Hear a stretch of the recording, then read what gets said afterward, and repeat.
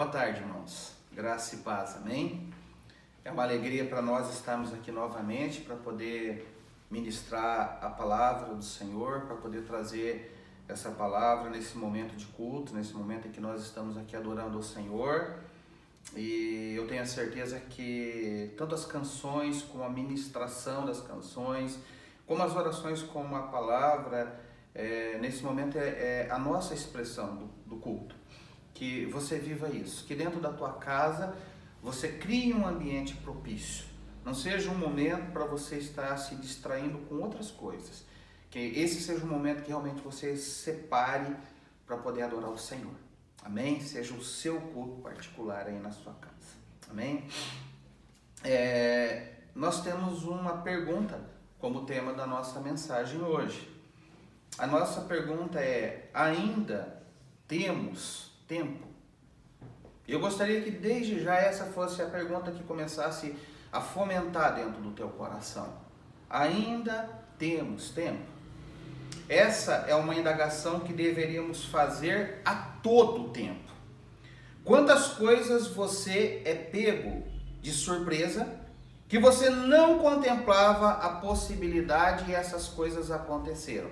Você já parou para pensar sobre isso? Quantas coisas você foi pego de surpresa? Você não contemplava a possibilidade e ela aconteceu. Com certeza você já viveu experiências boas nesse sentido. Então nós temos aí a chegada de um amor na sua vida. É uma coisa boa. Uma promoção inesperada é uma coisa boa. Uma aprovação num concurso na faculdade é uma coisa boa. Um dinheiro que você nem imaginava e que no momento de dificuldade esse dinheiro chegou para você. Uma gravidez. Quantas pessoas são pegas de surpresa, acredite, né? Em pleno século XXI, pessoas são pegas de surpresa com uma gravidez e é uma coisa muito boa. Enfim, coisas muito boas já aconteceram na sua vida e elas vieram de forma inesperada. Então nós citamos aqui algumas, mas tem outras tantas, de coisas boas que você não estava esperando. E elas aconteceram. Por outro lado, diariamente, pessoas perdem emprego, principalmente nesse momento, mas fora esse momento, diariamente tem um índice aí que mede a quantidade de desemprego, né? Então, diariamente pessoas perdem o emprego, surge uma despesa extra, isso aqui é campeão de acontecer. Pessoas são diagnosticadas com uma doença grave, isso acontece. Pessoas perdem amigos ou entes queridos, enfim, coisas ruins também acontecem na vida das pessoas de forma inesperada. Então, independente de qual seja o teor dessa coisa, seja ela boa ou ruim, elas acontecem muitas vezes de forma inesperada, sem que a gente estava esperando que isso acontecesse. Isso é o viver aqui, né? Ao olhar para a Bíblia, encontramos um ensinamento precioso a esse respeito, mas muito pouco contemplado por nós. Então, quando a gente olha na palavra de Deus, nós encontramos algo a respeito disso, né? Alguém falando a respeito disso, sobre esse assunto, um ensino, né? Mas muitas vezes pouco contemplado por nós. Não é o texto que ainda nós vamos meditar, eu vou falar e daqui a pouco eu falo qual é o versículo, né? Então o texto diz assim: portanto, não vos inquieteis com o dia de amanhã, pois o amanhã trará os seus cuidados, basta ao dia o seu próprio mal. Então basta o dia de hoje, no sentido de mal, numa interpretação, basta as preocupações que nós temos no dia de hoje. Então não adianta a gente se preocupar com o dia de amanhã, porque o dia de hoje nós já vamos ter um monte de coisas que vão acontecer na nossa vida sem que a gente tenha planejado, sem que a gente tenha esperado, né? Isso está lá em Mateus capítulo 6, o versículo 34, né? É Jesus dizendo isso. Portanto, não vos inquieteis com o dia de amanhã, pois o amanhã trará os seus próprios cuidados, basta cada dia o seu próprio mal. Veja que o dia de amanhã não é relevante. O dia de amanhã não é relevante para mim e para você, mas sim o dia de hoje. Uma prova disso é o momento que nós estamos vivendo. Quantas coisas nós não conseguimos mais ter domínio como antes? Você já parou para pensar que você não tem onde... Eu conversando com os meus cunhados, eu falei isso para eles.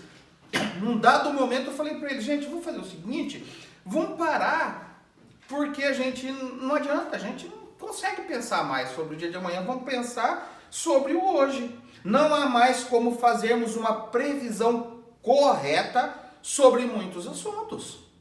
Não tem como a gente fazer uma previsão precisa e dizer isso vai ser assim, isso vai acontecer. Não tem mais. Nesse tempo que nós estamos vivendo, não tem como a gente fazer mais isso. Essa semana eu estava falando com uma irmã de uma outra igreja, uma irmã muito querida, e ela estava me relatando a situação que tinha uma empresa multinacional que não estava preparada para trabalhar com plataformas digitais. Acredite você, uma empresa multinacional. Olha a proporção, o tamanho da empresa. Ela não estava preparada para trabalhar com as plataformas digitais. Parece até que meio inacreditável. Mas a frase da pessoa responsável pela empresa foi a seguinte: nós fomos pegos de surpresa. E eu já ouvi, gente, muitas pessoas dizendo essa frase. Não necessariamente por conta de ter que trabalhar numa plataforma digital, porque eu acho que isso as pessoas estão conseguindo até tirar de letra. Mas muitas pessoas foram pegas de surpresa. Independente do que ou da situação, a verdade é que todos nós fomos pegos de surpresa. Todos nós fomos pegos de surpresa com essa questão da pandemia para muitas coisas. A pergunta é, por que isso acontece? Por que nós somos pegos de surpresa? Porque nós temos uma dificuldade de acreditar que algumas coisas podem realmente ser verdade. Então, nós temos uma dificuldade de acreditar. E quando algumas coisas nos são ditas, muitos de nós têm dificuldade de acreditar que aquilo ali realmente pode acontecer, ou realmente aquilo pode ser verdade. Dizem aí, eu não sei se é verdade ou não, mas diz que há 10 anos atrás, o Bill Gates já tinha feito uma previsão, diante de estudos que ele faz, que o mundo teria sérios problemas com gripe, que a doença que mataria no mundo, isso ele fez uma previsão lá atrás, há 10 anos, seria a gripe. E eu acredito que isso seja uma verdade dele ter falado isso, porque a vacina que está mais adiantada no combate, ela recebe investimento dele há muito tempo, tá? Então, eu acredito que isso é verdade. Mas por que isso acontece, Que foi a nossa pergunta. Porque nós temos uma dificuldade muito grande de acreditar que algumas previsões, algumas coisas que nos são ditas, elas realmente podem vir a acontecer ou são verdades. Seria mais ou menos assim: eu acredito, mas não vivo da forma como acredito. Então alguém chega, fala algo para você e você diz, olha, eu acredito. Mas quando você vai ver a sua prática de vida, ou quando alguém olha para a sua prática de vida, você vê que a prática, da forma como você vive, ela não bate como quando você diz a respeito do assunto que você acredita naquilo. Então nós falamos uma coisa, dizemos que acreditamos, mas não vivemos como se realmente acreditássemos. É sobre isso que eu quero pensar com você no dia de hoje. É sobre essa situação, sobre esse acreditar, sobre esse crer. Então agora eu quero convidar você a abrir a sua Bíblia em Mateus capítulo 24. Mateus capítulo 24.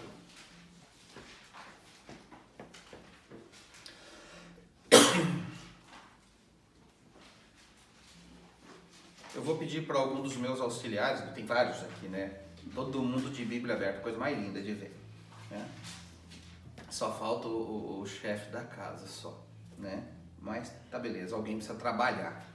Eu queria pedir a um dos meus auxiliares que pudesse me trazer um copo d'água, por favor. Mateus, capítulo 24, versículo 36. Eu vou esperar até você achar aí o seu texto. Mateus 24, versículo 36.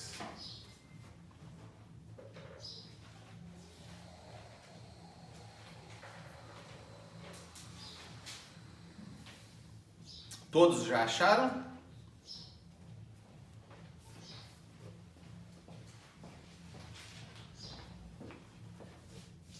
Muito obrigado. Minha aguinha chegou?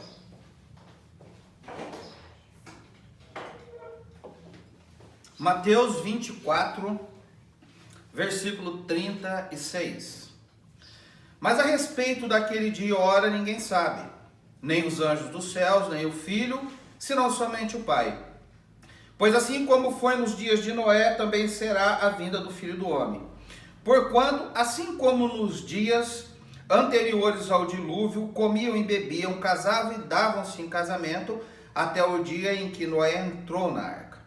E não perceberam senão quando veio o dilúvio, e os levou a todos. Assim será também a vinda do Filho do Homem.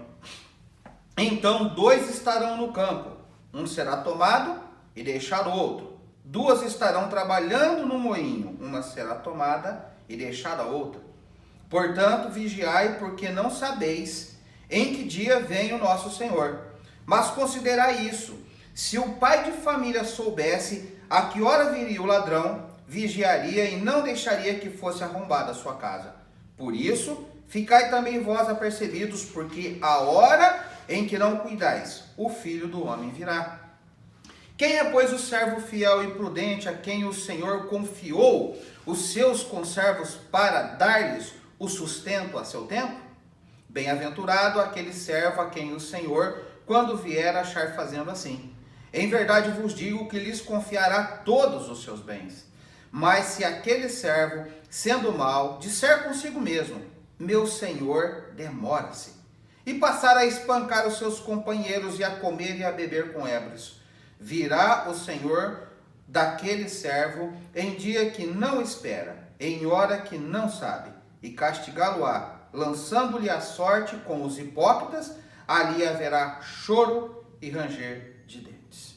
Que Deus nos abençoe com essa palavra. Esse texto, ele faz parte de um todo. E eu quero deixar desde já para você começar a ler em Mateus capítulo 24, o versículo 4, e ir até o 25:13. Eu só li esse pedaço. Mas eu aconselho você pegar Mateus 24, 4 e começar a ler, passar por esse texto e ir até o 25:13, porque esse texto todo está falando sobre o mesmo assunto. Esse texto está tratando sobre a vinda de Jesus para levar a sua igreja para os céus, tá? Aqueles que se mantiverem fiéis, ele vai levar para os céus, né? Então, esse tema aqui seria conhecido como o arrebatamento da igreja. É disso que eu estou tratando com você.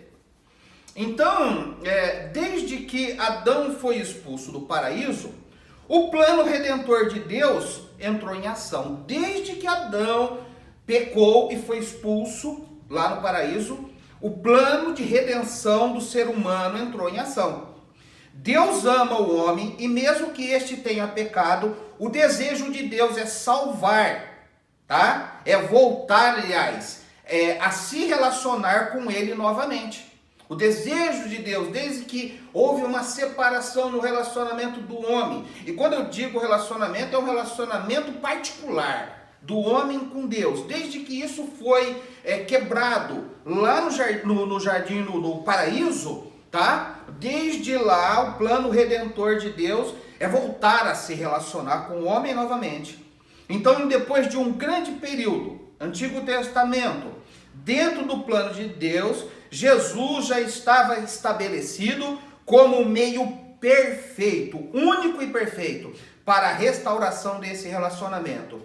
Tanto que na ceia, junto com seus discípulos, Jesus está tomando ali a última ceia. Quando ele pega o cálice, Jesus diz assim: este cálice é o cálice da nova aliança no meu sangue. Então Jesus está ali inaugurando uma nova aliança agora no relacionamento de Deus com o homem, porque esse era o plano do Senhor. Então Deus deseja se relacionar com o homem. Deus deseja que esse relacionamento seja um relacionamento de intimidade. Então Deus começa a traçar o seu plano, e durante todo o Antigo Testamento ele vem fazendo isso. Quando chega no Novo Testamento, nós vamos encontrar a figura de Jesus, porque ele se estabelece como o meio perfeito e único para novamente religar o homem a Deus. Mas o plano de Deus, ele não para por aí. Deus quer que aqueles que passarem a fazer parte dessa aliança, um dia possam retornar para casa. Então, Jesus vai dizer, na mesma cena da ceia, ele vai dizer: desde já não beberei convosco do fruto da videira, até que beba novamente no reino do meu Pai. Então ali Jesus está dizendo, ou reforçando, aquilo que ele já havia falado durante 3 anos: vocês vão para os céus. E esse é o desejo de cada um de nós, é ir para os céus, porque nós vamos retornar para casa, é da onde nós saímos. Então o texto de João 14, de 1 a 3 diz assim: não se turbe o vosso coração, credes em Deus, crede também em mim. Na casa de meu pai há muitas moradas. Se não fosse assim, eu vou-lhe teria dito: vou preparar-vos lugar. E quando eu for e vos preparar lugar, virei outra vez e vos levarei para mim mesmo, para que onde eu estiver, estejais vós também. Isso é João 14, de 1 a 3. Ou seja, Cristo voltará para cumprir um outro episódio do plano de Deus, tá? Que é o arrebatamento da igreja, daqueles que se mantêm. Eu digo episódio, querido, porque após isso tem outras situações que vão acontecer, mas o que nos interessa nesse momento é isso: o arrebatamento da igreja. Não é a segunda vinda de Cristo que vai acontecer quando ele vier e vai pisar nessa terra. Não, eu estou falando do arrebatamento que a Bíblia relata, que é o encontro daqueles que creram em Jesus Cristo, o receberam como Senhor e Salvador e vão se encontrar com ele nos céus. É um encontro nos ares, tá? Então é disso que eu estou falando, é desse evento que eu estou falando. E João 14, de 1 a 3, Jesus está só reforçando isso. Ainda uma outra parte no plano redentor de Deus, mas por ora é essa a que nos interessa. Deus quer que aqueles que nele creem, aqueles que receberam Jesus como Senhor e Salvador, possam um dia ser resgatados para morarem nos céus. Então, nesse plano divino, tem esse evento chamado arrebatamento. Mas quando eu penso nesse evento, arrebatamento da igreja, me vem algumas perguntas. E a gente precisa ter respostas para essas perguntas. A primeira delas é: você crê nisso? Que Jesus vai arrebatar a igreja? A segunda: você vive isso como verdade na sua vida? E a terceira pergunta: você fala sobre isso? Porque só para dar uma recapitulada, nós falamos agora há pouco aqui atrás que nós temos dificuldade para acreditar em algumas coisas. A gente fala que acredita, mas a prática da nossa vida não mostra isso. Então nós temos uma dificuldade. E quando eu olho para esse texto aqui de Mateus, quando será a vinda de Cristo? Então, quando eu olho para esse texto e para outros que a Bíblia vai me apontar, O texto está dizendo que Jesus não sabe, os apóstolos não sabem, os anjos não sabem, mas é uma data que compete somente ao Pai. Só Ele sabe. Ou seja, nós teremos um evento chamado surpresa. Que para alguns vai ser uma surpresa boa. Mas para outros vai ser uma surpresa ruim. E aí nós precisamos responder essas questões. Precisamos responder essas perguntas com muita honestidade. Eu e você precisamos ser honestos para responder essas questões.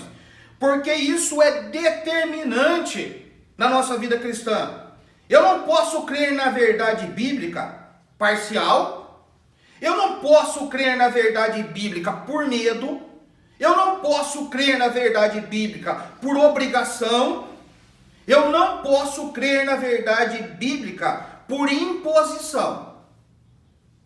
Até porque a salvação é pessoal.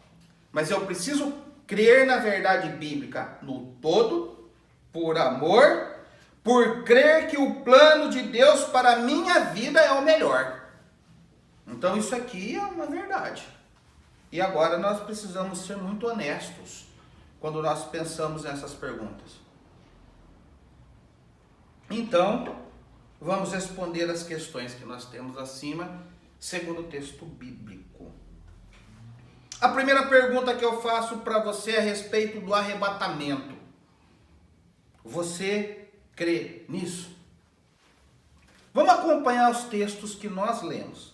Mateus 24, do 36 ao 39 é o primeiro. O meu tem algumas divisões, esse é o primeiro. Mas a respeito daquele dia e hora, ninguém sabe. Nem os anjos dos céus, nem o Filho, senão somente o Pai. Pois assim como foi nos dias de Noé, também será a vinda do Filho do Homem. Porquanto assim como nos dias anteriores ao dilúvio, comiam e bebiam, casavam e davam-se em casamento até o dia em que Noé entrou na arca. E não o perceberam senão quando veio o dilúvio e os levou a todos, assim será também a vinda do Filho do Homem. Rapaz, eu não sei se vocês já pararam para pensar, né, que na verdade só foram salvos 8 pessoas. Noé, sua esposa, os seus 3 filhos e as suas 3 noras. 8 pessoas. E um casal de cada um dos animais que existiam. Esse texto ele é um tanto interessante. Ele fala de Noé, e Noé crendo em impossibilidades. Algumas pessoas dizem que Noé construiu a arca no deserto. Isso não tem uma base profunda para a gente dizer. O que acontece é que isso, segundo os estudiosos bíblicos, tá? Talvez outras histórias vão ser, outros fatos vão ser contados, eu estou falando sobre o estudo da Bíblia. Então, há um clima muito diferente hoje do que tinha na época de Noé. Porque até então, o que se tinha era um clima muito tranquilo ali. E também, por conta desse clima, esse povo não tinha visto uma coisa chamada chuva. O que tinha, vamos dizer assim, era uma neblina, um negócio muito suave. Esse era o clima ali. Então esse povo não tinha visto chuva. E Deus vai mandar o quê? Um dilúvio. Interessante isso. Uma outra coisa importante para a gente saber, que os continentes são separados pós-dilúvio. A gente precisa pensar sobre isso, porque anterior ao dilúvio é aquilo que se chama-se de Pangeia. Era uma coisa só ali. Os continentes vão ser separados depois. Então, vai vendo como que a situação é. Então, essa questão de água perto para vir, para crescer, para subir, era um negócio tremendamente complicado. E o texto bíblico vai dizer que foram as fontes da terra que também geraram água, além do dilúvio que cai ali 40 dias e 40 noites. Então Noé ele consegue acreditar em impossibilidades. Uma outra coisa importante, além desses fatos que a gente tem, porque ele não viu chuva também, a gente pensar que Noé era agricultor. Noé não era carpinteiro. E aí você pega um açougueiro, cara que não sabe, nunca mexeu com madeira. E aí você põe esse cara para fazer com madeira? Aí você pega o cara que ele é o agricultor. Por mais que ele olhe e tenha uma certa noção e seja um cara esforçado. Olha o que é a arca para ser construído por 4 pessoas, Noé e os seus 3 filhos. E o conhecimento que ele tem é as estruturas que Deus passa. O mapa quem deu foi Deus.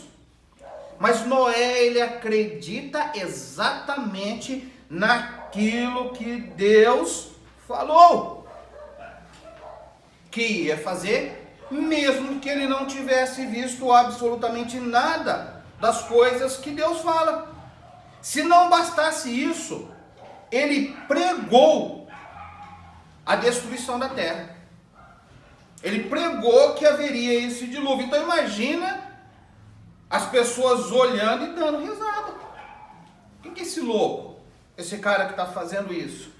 Como seria interpretado alguém nos nossos dias dizendo que Deus iria destruir a terra? Louco! Essa pessoa seria interpretada como louco. Com certeza ela ia ser taxada dessa forma. Mas não é isso que a Bíblia diz que vai acontecer, meu irmão. A Bíblia diz que essa terra um dia será destruída. E esse evento, o arrebatamento, está dentro de todo um cronograma. E aí? Mas como nós vivemos diante de uma realidade como essa? Essa terra vai ser destruída e tem alguns eventos que vão acontecer. E agora nós estamos falando, e é nisso que eu quero que vocês se concentrem, nós estamos falando sobre o arrebatamento daqueles que creram em Jesus Cristo como Senhor e Salvador e viveram fiéis a esse Deus. Como nós vivemos? Exatamente como está escrito no versículo 38. Porquanto, assim como nos dias anteriores ao dilúvio, comiam e bebiam, casavam e davam-se em casamento, até o dia que Noé entrou na arca. Nós vivemos exatamente como esse povo, ou seja, como as pessoas daquela época. A gente come, a gente bebe, a gente festeja, a gente faz uma série de coisas. Nada de errado em fazer essas coisas, desde que não estejamos colocando a nossa esperança ou a finalidade da nossa vida é isso. Eu vim nesse mundo para comer, beber e festejar. Como muitas pessoas pensam isso. Por natureza, vamos construindo nossa vida aqui. Por isso somos pegos de surpresa. Porque nós temos uma visão puramente nesse plano que nós estamos vivendo. Eu sonhei em me formar, querido, lá na Unip esse ano. Eu sonhei em me formar. Porque o ano passado eu falei, poxa vida, concluí, estamos acabando agora, que gostoso, o ano que vem é o 5º ano. E veja bem, eu já estaria indo para o 2º semestre desse ano. Então eu sonhei com isso, né? Sonhei em estar lá com os meus amigos e tudo que nós vivemos nos anos anteriores. Se Deus quiser e assim for da vontade dele, eu vou me formar. Mas aonde? Em casa. O último ano de faculdade, provavelmente eu vou terminar ele na minha casa. O meu sentimento é como se tivessem me arrancado a força de lá. Eu posso dizer isso para você. Para mim, é como se tivessem me arrancado a força de uma caminhada que eu estava indo, fui tirado lá. Mesmo recebendo o diploma de conclusão do curso, toda a minha turma tem o mesmo sentimento, que sempre faltará uma parte, como se nós não tivéssemos vivido ela. Porque a gente não conseguiu concluir. Só para você ter uma noção, a gente tem informações muito vagas. E dentro dessas informações que tem, nós não vamos poder apresentar nem o nosso TCC. Nós vamos fazer o nosso trabalho de conclusão de curso, trabalhar isso com o orientador de cada um pessoalmente, e depois ele vai entregar isso para alguém que vai aplicar uma nossa nota. Nós não vamos poder defender aquilo que nós fizemos, o trabalho que a gente fez. Então, olha onde as coisas foram. Eu fui pego de surpresa. Mas por quê? Porque a gente constrói a nossa vida aqui. Eu planejei o ano passado uma coisa para esse ano, como se ela pudesse acontecer e como se nada em sentido contrário pudesse acontecer. A verdade é que vivemos esse momento do aqui e agora, da realidade desse mundo de uma forma muito intensa. Para nós, como nós vivemos aqui, é tremendamente intenso, como se nada pudesse acontecer em sentido contrário. Será que acreditamos mesmo que Jesus voltará para buscar a sua igreja? Quando a gente olha para a forma como nós vivemos, porque é isso que nós estamos levando em questão, eu digo que acredito, mas a forma como eu vivo, ela demonstra que realmente eu acredito nesse evento. Mateus capítulo 6, aí mesmo em Mateus, no capítulo 6, vamos dar uma chegada lá, versículo 19. Mateus 6,19 diz assim: Não acumuleis para vós outros tesouros sobre a terra, onde a traça e a ferrugem corrói, onde os ladrões escavam e roubam. Mas ajuntai para vós outros tesouros nos céus, onde nem a traça e a ferrugem corrói, e onde os ladrões não escavam e nem roubam. Porque onde está o teu tesouro, aí estará também o teu coração. Querido, onde está o nosso tesouro? Ele está na terra ou está nos céus? A forma como nós vivemos mostra como está, aonde estão os nossos tesouros. E aonde está o nosso tesouro, está o nosso coração. Então, o nosso coração tem estado aqui na terra ou tem estado nos céus? Eu não anotei aqui, mas o apóstolo Paulo, eu não vou lembrar a referência, ele diz assim que, num dado momento, que ele já sabe que ele está perto de morrer, ele fala assim, ó, de um e de outro lado, eu estou constrangido, no que ele vai escolher. Ele fala assim, porque eu preferi estar com Cristo, que é incomparavelmente melhor. Mas ele falou, mas para o proveito da vida aqui na terra, com um determinado grupo, ele fala, eu vou ficar para ver se eu consigo ganhar ainda algum fruto. Querido, estar com Deus é infinitamente melhor. Isso não quer dizer que a gente não possa viver a nossa vida aqui. Nós podemos viver e devemos viver a nossa vida aqui. Mas o nosso coração, ele precisa estar nos céus com Deus. Porque uma coisa eu posso garantir para você. Jesus vai voltar para arrebatar a sua igreja e se encontrar com ela nos céus. Não é um e outro texto, são os muitos textos que vão dizer. Então aí eu tenho a resposta da nossa primeira pergunta. Você crê nisso mesmo? Porque se você crê, você precisa viver. Porque se você diz que crê, mas a prática da sua vida te coloca vivendo de outra forma, né? E eu não estou dando essa palavra só para você, eu estou colocando para mim mesmo, que o ano passado fiz planos e vivo intensamente os planos aqui. Então nós vamos ver a segunda questão, porque essa primeira eu já te falei e você precisa pensar e responder com honestidade para você. A segunda questão é, você vive isso? Você vive isso? Né? Então a primeira coisa é se você crê nisso. A segunda é se você vive isso. É Mateus capítulo 24, versículo 42. Portanto, vigiai, porque não sabeis em que dia vem o vosso Senhor. Mas considerai isso, se o pai de família soubesse a que hora viria o ladrão, vigiaria e não deixaria que fosse arrombada a sua casa.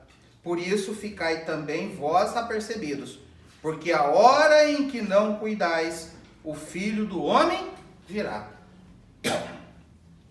Eu confesso que eu fico triste quando eu penso no que foi a minha infância e o que é a infância das minhas filhas e dessa geração que nós temos. Bem, na minha geração, brincar na rua, ir para rio com os amigos, ir no sítio de um colega de sala, eram coisas que nós fazíamos sozinhos, tá? Brincar na rua até tarde da noite, ir para rio com os colegas, ir para sítio de amigo de sala, era coisa que na minha geração nós fazíamos sozinhos. E eu tinha nessa época entre 11 e 12 anos de idade, para você ter uma noção. Por mais que nossos pais se preocupavam, parece que as coisas não eram como são hoje. Nesses dias atuais, pai e mãe precisam ter olhos por todos os lados. Pai e mãe tem que ter olho por todo lado nesses dias que nós estamos vivendo. Por outro lado, temos medo das pessoas mal intencionadas, porque sabemos que bandidos e criminalidade não são presentes somente nos grandes centros, mas em todos os lugares hoje tem bandido e criminalidade, né? Tem em todos os lugares, não é só lá em São Paulo ou no Rio. Então as casas têm muros altos, portão eletrônico, câmeras de vigilância, cerca elétrica e muitas têm um bom cachorro. Tudo isso para evitar os dissabores de ter a casa assaltada, porque você não sabe quando o ladrão vem. É o versículo 43, olha aí, capítulo 24, 43. Mas considera isso, se o pai de família soubesse a que hora viria o ladrão. Ele não sabe que hora vem o ladrão. Mas essas medidas do mundo que nós temos hoje, elas são importantes. Sim. Leia comigo agora o versículo 44. Por isso ficai também vós apercebidos, porque a hora em que não cuidais, o Filho do Homem virá. Que medidas de segurança você tem tomado para a vinda de Jesus não te pegar de surpresa? Ele fez uma comparação com a vigilância desse mundo com a vigilância espiritual. Você tem posto cercas que delimitam o seu espaço para que o mal não entre na sua vida? Você tem colocado cerca para dizer para o mal, ó, até aí, daí para cá você não entra, para que o mal não venha habitar na sua vida? Você tem uma câmera que te coloque em vigilância 24 horas por dia? Então o mesmo padrão que a gente estabelece para o ladrão, que não avisa a hora que ele vem, eu preciso estabelecer o mesmo padrão para saber quando Jesus Cristo vem. Porque o ladrão não avisa e Jesus também não vai te avisar. A verdade é só uma: nós vivemos para esse mundo e infelizmente não adotamos um padrão elevado para as coisas de Deus. É aquilo que estamos falando muitas vezes. Quanto você lê e medita na Bíblia? Quanto você ora no sentido de compartilhar sua vida e pedir a Deus que diga sobre ela? Porque eu não preciso orar, eu não tenho que orar somente para pedir coisa para Deus, eu preciso muito mais orar para chegar a Deus e dizer: Deus, essa é a minha vida, ela está assim, assim, assado, o que o Senhor tem a dizer sobre ela? Então aí a gente vai novamente para a Bíblia, Josué capítulo 1, muito conhecido de vocês, mas nós vamos ler de novo. Josué capítulo 1, versículo 1. Sucedeu depois da morte de Moisés, servo do Senhor, que este falou a Josué, filho de Nun, servidor de Moisés, dizendo: Moisés, meu servo, é morto. Dispõe-te agora, passa esse Jordão, tu e todo esse povo, a terra que eu dou aos filhos de Israel. Todo lugar que pisar a planta de vosso pé, vô-lo tenho dado, como eu prometi a Moisés, desde o deserto do Líbano até o grande rio, o rio Eufrates, toda a terra dos heteus, e até o grande mar. Para o poente do sol será o vosso termo. Ninguém te poderá resistir todos os dias da tua vida. Como fui com Moisés, assim serei contigo. Não te deixarei nem te desampararei. Sê forte e corajoso, porque tu farás a este povo herdar a terra que sob juramento prometi dar aos seus pais. Tão somente ser forte e muito corajoso, para teres o cuidado de fazer segundo a toda a lei, que meu servo Moisés te ordenou. Dela não te desvie nem para a direita e nem para a esquerda, para que sejas bem sucedido por onde quer que andares. Não cesses de falar desse livro da lei, antes medita nele dia e noite, para que tenhas o cuidado de fazer segundo a tudo quanto nele está escrito. Então farás prosperar o teu caminho e serás bem sucedido. Não te mandei eu, ser forte e corajoso. Não temas nem te espantes, porque o Senhor teu Deus é contigo por onde quer que andares. Querido, Deus vai andar com quem quer andar com Ele. E quem anda com Deus precisa saber o que Deus tem a dizer. Por isso que ele diz para Josué, não deixa de meditar, não deixa de falar desse livro da lei. Quanto que você tem feito isso? Quanto você tem compartilhado da leitura bíblica? Quanto você tem feito da leitura bíblica? Quanto você tem meditado? Quanto você tem contado a tua vida para Deus? Então aqui, eu tenho a forma que eu vivo. E ela me responde se eu vivo acreditando que a qualquer momento Jesus possa voltar. Então, uma coisa eu acreditar, eu creio que haverá arrebatamento da igreja. A segunda eu vivo isso. Não, é fato, eu creio. Porque me foi dito. Porque a palavra de Deus me disse. É o primeiro trechinho, de 36 a 39. O segundo é as medidas que eu tomo. Então, ele compara a questão do ladrão com a vinda de Jesus. Ambas são surpresas. Então, para as coisas desse mundo, eu crio todo tipo de aparato para me proteger, porque eu não quero ser pego de surpresa. E aí, ele diz o quê? Por isso ficai também vós apercebidos, porque a hora em que não cuidais, o Filho do Homem virá. Então, o que eu falo não pode ser diferente do que eu pratico. E eu preciso responder isso com sinceridade. Então eu tenho a primeira pergunta, se você crê. A segunda, se você vive. Talvez pareça estranho responder essas perguntas se a primeira resposta for negativa. Não creio. Aí, meu querido, isso é um tanto estranho. Mas eu não quero que você pense assim. Porque Deus, nesse tempo que estamos vivendo, vive por nos dar chances de nos arrependermos e mudarmos as nossas condutas. Esse tempo Deus tem feito muito isso. Então eu preciso responder ainda a terceira questão. Você fala sobre isso?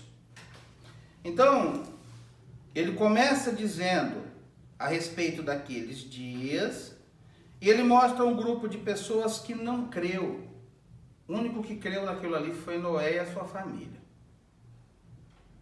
Aí ele pula e ele vai trabalhar sobre um pai e automaticamente ele está falando sobre a vida de todas as outras pessoas. A respeito de você viver. Então, para as coisas desse mundo, você vive conforme as coisas estão acreditando. Então, pode ser que um ladrão, e eu espero em Cristo Jesus, nunca entre na tua casa. Mas nem por isso você deixa de colocar um portão elétrico, câmera, cerca elétrica, tudo quanto coisa. Ter um cachorro bravo, porque você acredita e não quer ser pego de surpresa. Ele está dizendo que com relação à vinda de Jesus Cristo, ao arrebatamento da igreja, eu preciso viver isso da mesma forma. E a última pergunta, você fala sobre isso? É lógico que falar de Jesus não é uma tarefa fácil. E eu não posso começar a falar por um fato que venha a causar medo nas pessoas. Né? Porque na época de Noé, ele pregou arrependimento para as pessoas e negócio foi a forma como as pessoas estavam vivendo. E a forma como as pessoas estavam vivendo naquela época, quando você vai ler, vai ver os comentários, é igualzinho como nós estamos vendo o mundo viver hoje. Então eu preciso viver a palavra na minha vida, eu preciso ter uma relação com Deus, em que o Espírito Santo me faça caminhar por toda a verdade das Escrituras Sagradas, e é Ele que me levará até as pessoas ou trará elas a mim. Então, a partir do momento que eu me disponho a viver toda a palavra, toda a verdade, o Espírito Santo começa a ministrar a minha vida primeiro. E é Ele que ou vai me levar até as pessoas, ou é Ele que vai trazer as pessoas até mim. Então eu entro na última sequência de versos que eu queria ler com você, que é do 45 ao 51. Quem é, pois, o servo fiel e prudente, a quem o Senhor confiou os seus conservos para dar-lhe o sustento a seu tempo? Bem-aventurado aquele servo, a quem seu Senhor, quando vier, achar fazendo assim. Em verdade, vos digo que lhe confiará todos os seus bens.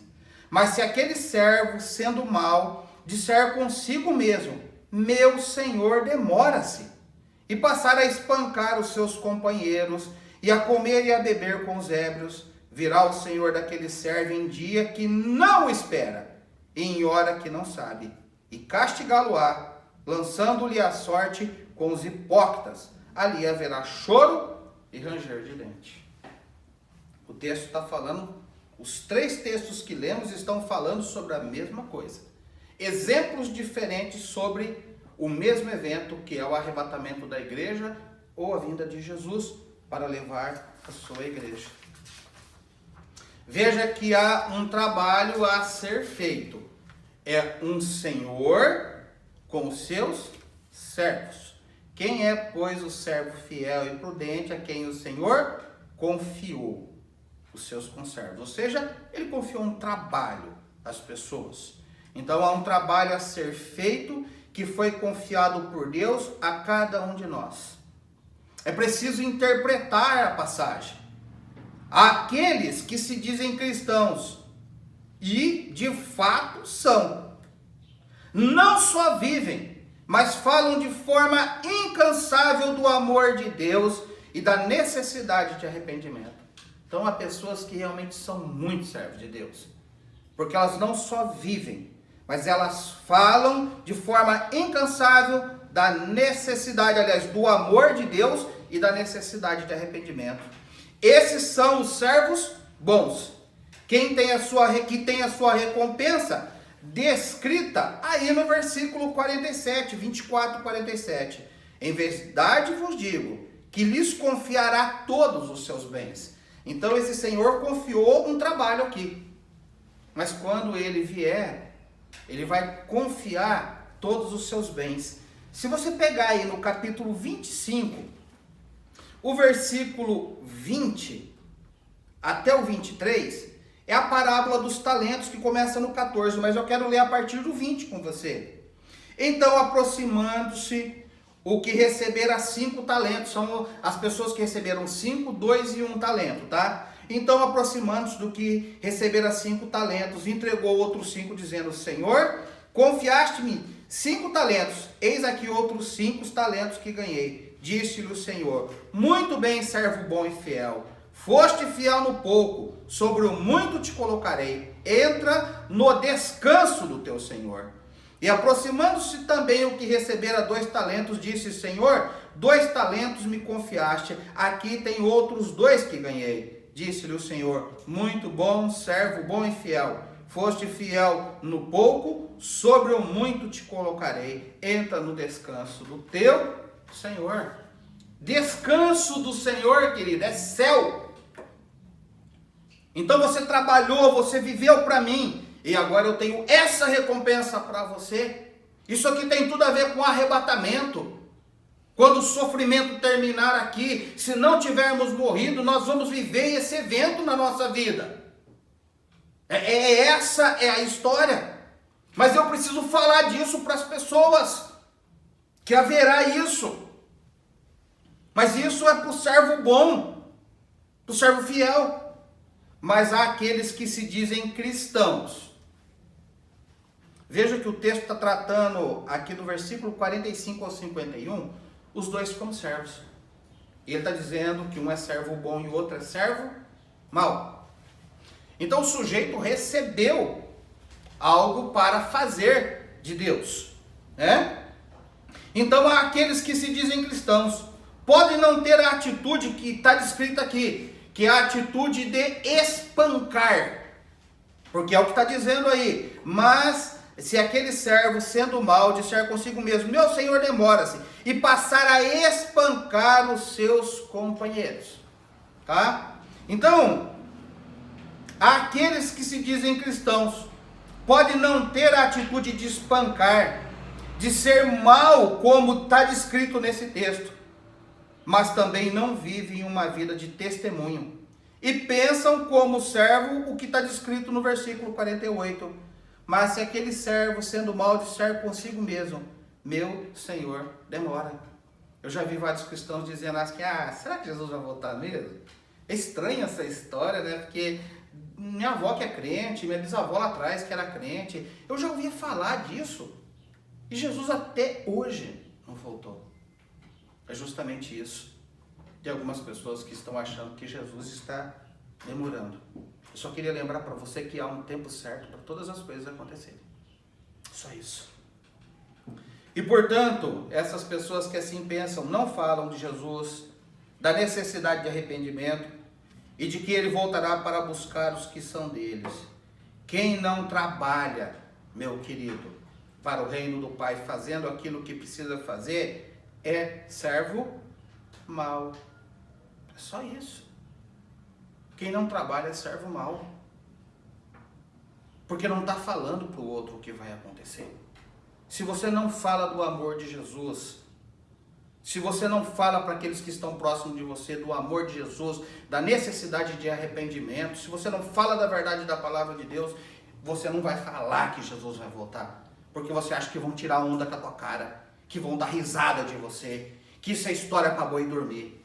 Pois é, fizeram isso com Noé. Você pode ter certeza que fizeram com outros tantos. Mas esse é o nosso trabalho. Nós estamos chegando no final. Eu quero ler mais um texto com você e quero que você vá comigo até esse texto. É Romanos capítulo 10.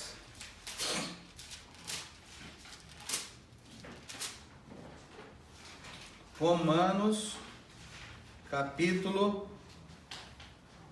10, versículo 12.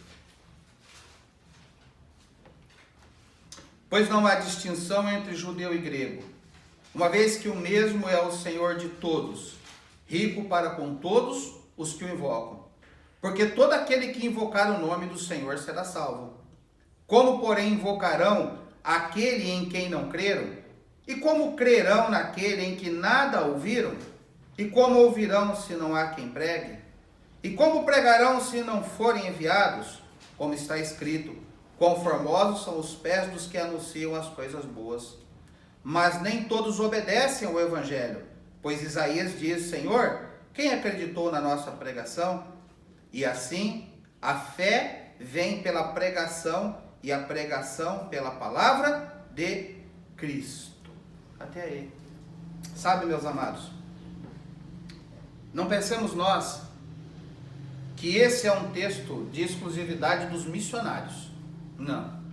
Porque pregar a palavra de Deus é papel de todos os cristãos. Em todos os lugares. Pregar para as pessoas que estão à minha volta e à sua volta não é papel do missionário. É papel do missionário, sim. Desculpa. Você como missionário. Você como agente de anunciar a palavra de Deus. Então o texto de Romanos está dizendo que quão formosos são os pés daquele que anunciam a palavra de Deus, as boas novas de salvação. Então, se você não crê, você não vive. Se você não vive, você não fala. Então, eu preciso dizer isso para você. O arrebatamento é uma verdade. Jesus vai voltar para buscar a sua igreja. E eu preciso dizer mais. O versículo 40 e 41 diz assim: então 2 estarão no campo, um será tomado e o outro deixado. Sabe por quê? Porque um creu e o outro não. 2 estarão trabalhando no moinho, uma será tomada e outra deixada. Aí tem até uma série de filmes deixados para trás. Eu tenho esse filme se você quiser assistir. É dar uma ideia, né? Porque a gente não tem como entender. Mas é um filme muito bacana. Na realidade, eu tenho 2 filmes desse que você pode ver. Pessoas serão tiradas desse mundo. Aqueles que são cristãos fiéis não ficarão aqui. Porque o evento seguinte é a manifestação de Satanás nessa terra. O diabo só pode reinar nessa terra aqui. Se você acha que a coisa está feia, a coisa vai ficar feia. Quando o diabo puder reinar aqui, tem toda uma história para frente. Mas eu não quero ir para essa história, eu quero falar dessa. Porque se você não crê nessa, você não crê naquela também. Haverá arrebatamento, amado. É tempo da gente pensar sobre isso. É tempo da gente pegar esse texto nessa semana e sabe fazer o quê? Engolir esse texto. Ler ele de frente para trás, de trás para frente, do meio para o começo, do começo para o fim, do jeito que tiver. E falar assim: Espírito Santo, ministra a minha vida. Porque, querido, o tempo está chegando no fim. Nunca os fatos bíblicos tiveram tão alinhados num tempo que nós estamos acontecendo. Estão bem alinhados. E eu lembro para você, o ajuste de conta não é por atacado. Turma da Igreja Batista Ágape. Esquece, fio. Professora Z, turma da tia Z. Turma da tia Rosinha. Turma de não sei quem. Turma da Cida Santos. Sei lá, turma de quem? Turma da Vitória. Sei lá. Galera do louvor da Igreja Batista Ágape. Bom, Rosinha, tem que dar conta desses também. Né? Pastor da Igreja Batista Ágape, não. Isso aí é muito pessoal. Também lá na minha casa, família Correia Garcia. Fio, esquece. Adriano José Garcia. Elisângela Polimene Correia Garcia. E assim por diante. É pessoal, meu irmão. A salvação é pessoal. Vamos prestar conta. Lógico, eu com as minhas responsabilidades pastorais tenho as minhas contas a prestar. Não tenho dúvida disso. Tanto que a Bíblia diz: ai dos maus pastores. Querido, você crê nisso? Querido, você vive isso? Querido, você fala disso para os outros?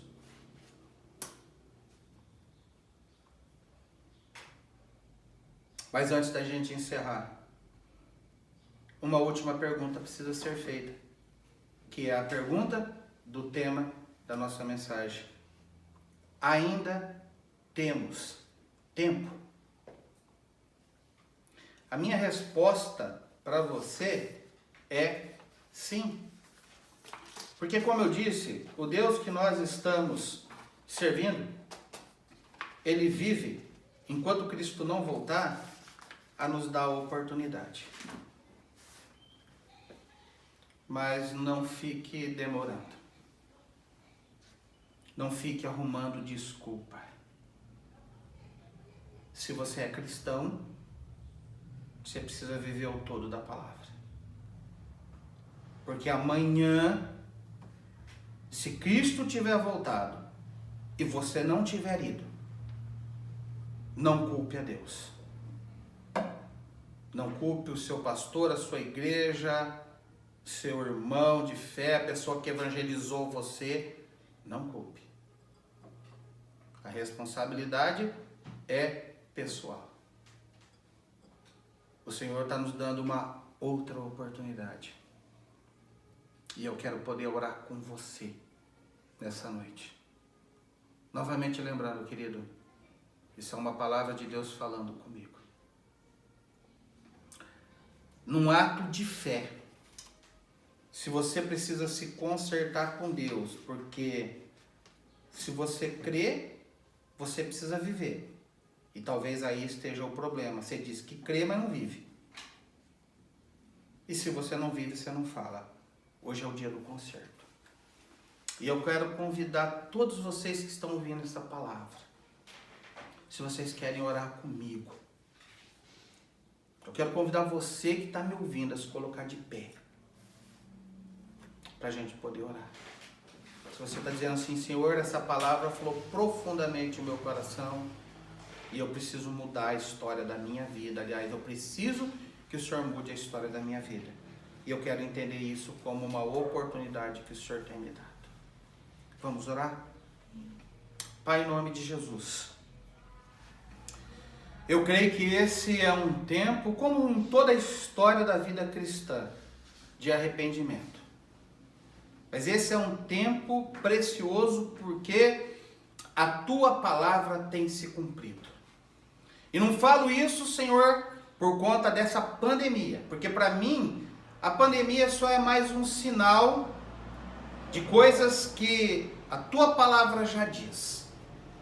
Mas muitos outros sinais estão acontecendo no mundo. E a Tua palavra diz que se nós nos calarmos, as pedras vão clamar. Eu quero nesse momento, ó Deus, dizer ao Senhor, eu me arrependo. Ó Deus, porque isso precisa ser uma verdade plena e absoluta na minha vida.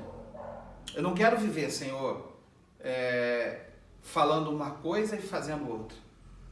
Porque eu vejo que muitas vezes a minha vida está tão arraigada aqui nessa terra, que eu faço plano para anos. Não que a gente não possa fazer, desde que isso seja uma direção dada pelo Senhor. Se o Senhor nos mandar, amém. Mas muitas vezes eu vejo que nós tomamos o domínio da nossa vida das Tuas mãos. Não deixamos que o Senhor seja Senhor. E vamos vivendo a vida, muitas vezes, sem um compromisso real e verdadeiro. Eu não estou aqui, Senhor, para questionar a fé de ninguém. Eu estou aqui para trazer somente o Teu recado. Ó Deus, eu quero me arrepender nesse sentido, de que o arrebatamento é uma verdade. E o arrebatamento dentro da Tua palavra é um dos primeiros acontecimentos que nós temos do fim. É um dos primeiros acontecimentos, não é o primeiro, mas é um dos primeiros. E o arrebatamento é uma verdade porque o Senhor vai levar a sua igreja. A igreja será tirada da terra. A Tua palavra vai dizer isso em muitos textos, que haverá um encontro nos ares entre o Senhor e a sua igreja. O Senhor Jesus já disse isso. Na casa do Pai há muitas moradas, se não fosse assim eu não teria dito. Mas agora eu vou preparar lugar para que onde eu estiver vocês estejam também. Eu vou voltar a buscar vocês. O texto é claro. O Senhor levará aqueles que se mantiverem fiéis ao Senhor. E nós queremos estar nesse grupo, Senhor. Mas nós queremos mais do que isso. Nós queremos que outras pessoas, familiares, amigos, irmãos, ainda que nós não convertemos ninguém, é compromisso e papel nosso falar para as pessoas que estão à nossa volta que o Senhor voltará, que o Senhor ama as pessoas, que o Senhor quer se relacionar com elas, que Jesus Cristo morreu na cruz para salvar a todos os pecadores desse mundo e para que um dia nós pudéssemos ter o descanso que o Senhor promete àquele que está comprometido com o Senhor. Nesse momento, o Senhor conhece todos aqueles que estão se levantando, aqueles que se colocaram de pé. Pedimos perdão pelas nossas faltas, pelos nossos pecados. Que o arrependimento não seja algo para esse momento, mas que o arrependimento seja algo sempre na nossa vida. E que o Teu Espírito esteja a nos motivar e a nos direcionar a viver para Ti, lendo a Tua palavra, meditando na Tua palavra, orando, buscando ao Senhor, colocando a vida diante do Senhor. É necessário fazermos isso. Que possamos ler esse texto novamente, o capítulo 24 e o capítulo 25, e analisarmos cada uma dessas questões. Porque, Deus, eu preciso crer, eu preciso viver, e eu preciso falar aos outros a respeito da salvação e de que o Senhor vai arrebatar a sua igreja. Nós queremos entregar o culto dessa noite, essa mensagem, a Ti, agradecendo em nome de Jesus. Amém? Amém. Meus queridos, Deus abençoe vocês. É uma palavra forte, é uma palavra para a gente refletir, mas uma palavra muito importante. Tá? Não tome isso como uma palavra dura. Tome isso como uma palavra de cuidado que Deus tem tido com a nossa vida. Que você se encontre como servo bom e fiel. Que você possa ouvir do Senhor. Entra para o descanso do teu Senhor. Deus abençoe vocês. Fiquem na paz.